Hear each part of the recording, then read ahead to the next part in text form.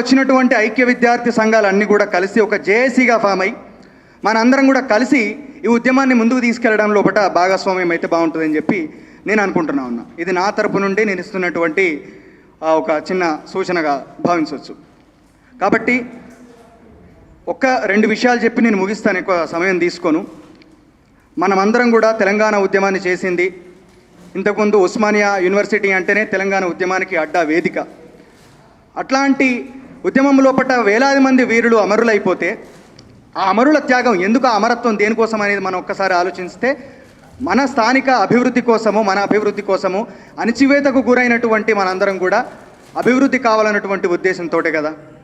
మరి ఆ ఫలాలతోటి, ఆ ఉద్దేశాలతోటి మనం కొట్లాడి సాధించి తెచ్చుకున్నటువంటి తెలంగాణ లోపల ఈరోజు మన పరిస్థితి, స్థానికుల పరిస్థితి ఏ విధంగా ఉంది అని చెప్పి ఒక్కసారి మనం చూస్తే తెలంగాణ ఎకానమీలో, సేవల రంగంలో తెలంగాణ ఎకానమీ లోపల